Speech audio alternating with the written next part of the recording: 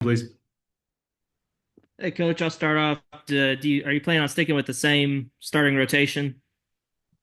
We'll go with obviously Root tomorrow, TBA game two, and Wood game three. Is that just kind of a matter of wanting to keep with Wood kind of coming back, wanting to keep him on a normal rest, or Yeah, yeah, pretty much. and then with Tennessee, they've got obviously one of the best pitchers in the country, and Liam Doyle. I'm curious, watching tape on him, video and stuff. Kind of what do you see from him? What makes him so good? Well, he's left-handed and he throws 97, 98 miles an hour a lot and super hard to hit. And he's hard to hit because he throws his fastball up in the zone a little bit. It's got a lot of carry. He's got a good breaking ball. And I mean, that's just some of it. But you're probably talking about the SEC pitcher of the year. And one more real quick. You brought back a couple of guys that hadn't pitched in a while, and Coyle and Dietz. So I'm curious, how do they feel in the days since they've thrown? Did everything come out good? Yeah, they're fine. They're good to go. Matt Byrne. Yeah, hi Dave. Talking at Waters, you were talking about the timeline for Gabe a week or two. Was just wondering if there's a injury update on him, status update. On who? Gabe Frazier. Yeah, he's better now. He he'll be able to play if we need him, I would think. Now, swinging the bat is probably the issue. The twisting and turning with the bat, but it seems to be better, a lot better. He actually worked out with us yesterday and did all the defensive drills. Didn't do all the offensive drills, so we'll see how that turns out today. See if he's okay. So I guess would the plan continue to be to keep platooning Rocco and Reese at first base, depending on the pitching matchup for this weekend, or Well, the plan right now is just put the best matchup in the lineup, but at the same time, we got to play defense. So I'm not sure who I'm going to play over there. I mean, Reese would be the guy right now. Dudley, go ahead. Let's talk a little bit about what you've seen out of Tennessee this year, maybe how they're a little bit different than last year. Same as everybody else. They're very talented, and they've got a very strong bullpen. Their starters have really good stuff, and I mean, they're one of the best offenses in the league. They're hitting over 300 as a team, and there's only three teams doing that this year at this time of year. Um, you know, you look at the home runs, they've hit a lot of home runs lately. I think they're up to 112, 13, 14, somewhere in there. So it's an explosive team with really good talent, and yeah, I'm not going to touch on everything, but that's pretty obvious stuff. Obviously, Texas, for the older fans, has been the big rival. Tennessee's become a big one for the new fans. Just talk about the series and how two really good teams continue to go at it competitively. Yeah, I mean it's just another SEC series that there's coaches know each other. I'm sure the players know each other, and I mean they're the defending national champion. That probably makes it more exciting for the fans. But for me personally, it's another SEC series. It's not any different than playing Texas or LSU or A&M or all these guys are just really talented teams, and um, you have to play really well to win. And it's hard to win a series. If you can get one, get it. Appreciate it. Daniel, go ahead. Yeah, hi, Coach. Last week you had Anderson and Ianson, and then this week Doyle and then Phillips maybe in game two. Just how do you handle, two separate looks on a pretty quick turnaround? Well, it's just normal stuff. You got a left and you got a right. They both throw super hard. They have really good stuff. Um, yeah, it's what we try to do. It's why baseball's different. You're playing game after game after game, and you're facing different styles of pitching. You're playing the same team maybe three times on the weekend, but the pitching's all different usually. Yeah, one game at a time. Try to figure out if we can get to Doyle, and then score enough runs to win the game, and then we move on to the next guy when that one's over. But there's no secret, you evaluate what they do, and you try to get some hits when you get the opportunities. You got to score when you get a chance, and it's tough. There's few opportunities with these type of pitchers that we've been seeing the last few weeks. And then with Phillips, he's had a little bit of a stolen base problem. Y'all really aren't much of a, steal bases kind of team. Is that something that you point out in the matchup beforehand, or how do you kind of go about handling that? But we point out everything, I mean, just like every other team, you try to figure out how you're going to beat somebody. First off, you figure out how you're going to make contact and how you're going to attack him, and then you go over everything, whether it's offense, defense. So, yeah. Appreciate it. Tom, go ahead. Hey, sorry, I've got a crew power washing outside here, so I hope it doesn't get too loud. It's fair to call Tony a protege of yours, I think. What do you think of his team building style and just his coaching persona? I think he's done a good job. I mean, he's a good coach. He's a great recruiter, and he's got Elander and Coach Anderson there, and I mean, he's got a good staff. So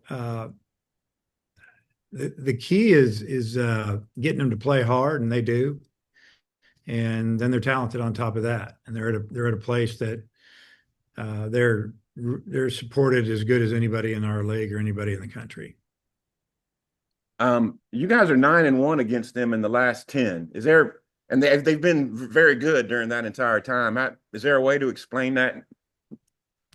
I think a couple years back when we beat them here, they were kind of, the roller coaster of the SEC. They were at the bottom of that roller coaster, and then they came out of it. And again, it's timing.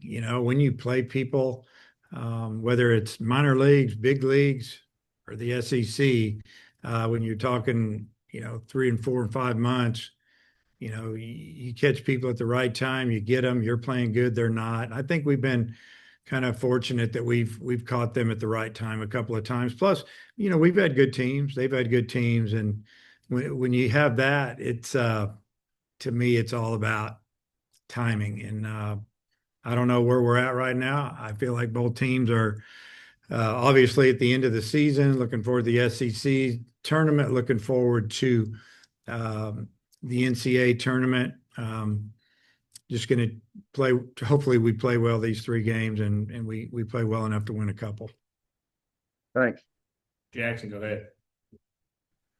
Hey, Dave, do you mind sharing any details about maybe your first conversation with Tony after the national title last year? Did he thank you? What was that conversation like? A little bit of that. I called him. He was bombarded, obviously. Just congratulated him and happy for him, and kind of just proud of him, and happy for Josh and all the guys that we knew that were involved in that program. And he thanked me a lot, and there's a lot of that. You probably have talked to him about it. I know we didn't, sorry for a week-old question here, but we didn't get to talk to you after game 1 against LSU. You pulled Root after 6. I know he's up to 90 pitches. Was that an eye with the short rest? And he does have short rest, and you're keeping him on the schedule. Is there anything different about him that makes you feel a little extra comfortable there? So you asked me 2 questions there? I pulled a Bob Holt on you. I'm sorry. Yeah, do that again. What went into pulling Root going into the 7th? First off, back against LSU, was there any inkling of an eye? just from watching maybe their swings, and they were getting to the point where they were seeing him 3rd and 4th time, and he, but more than anything, he'd throw 90 pitches. I've said all year long, I want to be good at the end of the year, and we had a pitcher in the bullpen that has done nothing but pitch well here and throw strikes. And, he had 2 hitters where he didn't throw strikes. And, that cost us the lead, but that's baseball. That's what happens. And, we gave him the ball again on Sunday. That's how much confidence we have in that individual. And, he got us a couple outs, and then we went from there. But that's why we took him out. I mean, it was time. With Reese, a lot of guys maybe they come into the lineup and they have a good moment and then it doesn't quite sustain. I know there's a lot of season left, but he's sustained some of that form that he found. I mean, how good is that to see? And like, what has been the difference for him? I know you said better BP, but is there anything in his approach that's changed? Well, better BP is what got my attention. Bat speed is good. Um, Defense is outstanding. So, he's a good target over there, and he has experience. I mean, he played really well this past summer. He's had a couple of good summers. He got his at bats there, bats in the fall. They hadn't get him in the spring because of other things, and now he is. So I just feel like that in his mind, he's not scared. I mean, it is what it is. I mean, it's SEC baseball, and he's been there. He's seen it, and now he's getting his opportunity, and he's taking advantage of it. Coming back around from Let's Go. Hutch, Matt, got anything? Dudley? I got one. Dave, Tennessee's team with Tony, they always play with like a lot of emotion. They're kind of feisty. I'm wondering, do you talk to your team to try to ahead of time, like, hey, we need to try to stay focused on us and not kind of get caught up in that aspect of it?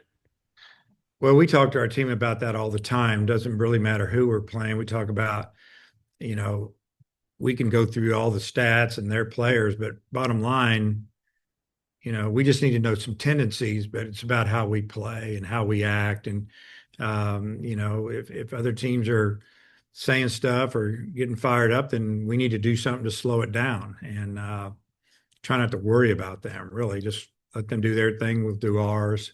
But yeah, I think any coach will talks about those type of things, but going into a series or a big game. Matt? Yeah. Just Oh, go ahead. Matt, my bad. Okay. We've talked before about scheduling midweek games versus not doing so this late in the season. Obviously, Tennessee just played. They have a quick turnaround. I mean, do you see any benefit to that? The only benefit is if you play at home and you have a couple of pitchers that really need to throw, and that's who you throw. The other benefit is nobody gets hurt. And again, it's just trying to get your games in. You're 56, and we got to get ours in earlier.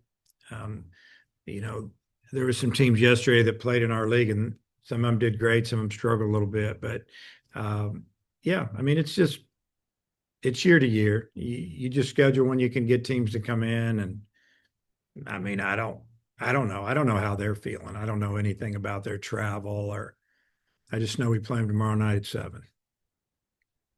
Dudley, Daniel, wrap us up, please. Having that second game as TBD, is there a plethora of guys you could use in that game, kind of depending on how the first game goes? Yeah, we've got a couple guys, obviously, but if we need to use a guy or two, we'll use them. But I wouldn't say a plethora. I would say a couple. Appreciate it. Daniel, wrap up. Yeah, Coach, just a quick one with Jimenez. Is he to the point that he can fully, pitch twice on the weekend consistently, and, the kind of care package that was with him at the beginning of the year is kind of more or less gone? Yeah, it's good to go.